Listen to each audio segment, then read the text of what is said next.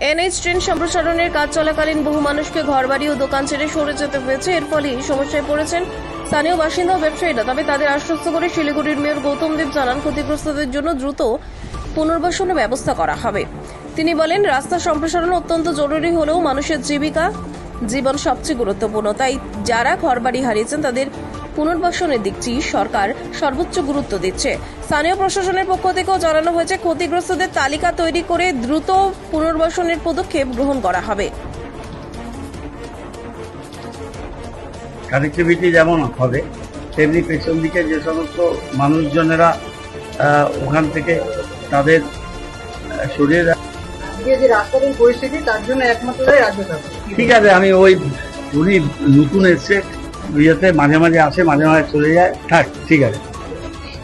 সে বিষয় নিয়ে কথা হয়েছে, খুব সুন্দর করে রোটারি তৈরি হবে, পাশে গার্ডেন বিউটিফিকেশন হবে এবং এই জায়গাগুলো থেকে মানুষ সরে গেছে আমরা যেখানে যেখানে জায়গা পাবো উপযুক্ত জায়গা তাদেরকে পুনর্বাসন দেওয়া, তাদের জায়গা তৈরি করে দেওয়া, এটা আমাদের কাজ। যেখানে যেখানে পাবো সেখানেই মানুষজনকে নিয়ে সেখানে পুনর্বাসন দেব এবং এই ব্যাপারে মাননীয় মুখ্যমন্ত্রীর পূর্ণ সমর্থন আছে। আমি একটা কথাটা বললাম, এই কথাটা আপনারা মনে করবেন, এই কথাটা একটা ওয়েট হয়ে যাবে যে মাননীয় মুখ্যমন্ত্রী চান আমাদের গরিব মানুষগুলো তারা যেন রাস্তায় চলে যায়, তাদেরকে বজায় রেখে আমাদের উন্নয়নের কাজটা করতে হবে এবং আমাদের পেছনে আশেপাশে জায়গা আছে সেই জায়গায় আমরা তাদেরকে পুনর্বাসন করব এবং তাদের পাশেও থাকবে। সংখ্যা সব লিস্ট আছে, যা আছে কেউ বাদ যাবে না, আমরা আমাদের মতো করে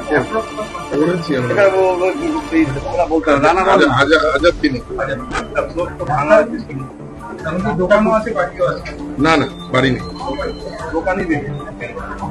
দোকানই ছিল বেশি। আমরা অনেক মোটামুটি অনেক 20% আমরা কভার করে দিয়েছি, বাকিও করবো। দেখুন, এত বড় একটা কাজ করেছে, মানুষ সহনশীলতা দেখিয়েছে, প্রচুর কষ্ট হচ্ছে, আমরা বুঝতে পারি যে একটা মানুষ একটা দোকানের উপরে রুজি রোজগার চলছে, সেটা ন্যাশনাল হাইওয়ে হতে পারে, স্টেট পিডব্লিউডি হতে পারে, কিন্তু সেটা চলে গেলে তার কি অসুবিধা হয় সেটা আমরা বুঝতে পারি। তাদের প্রতি পুরো সমর্থন আছে, সাপোর্ট আছে, আমরা তাদেরই লোক। 80% কাজ হয়েছে, বাকিগুলোও আমরা করি। অথরিটি ছাড়া কার সাথে মিটিং? কিছুদিন আগে ওই সাংসদ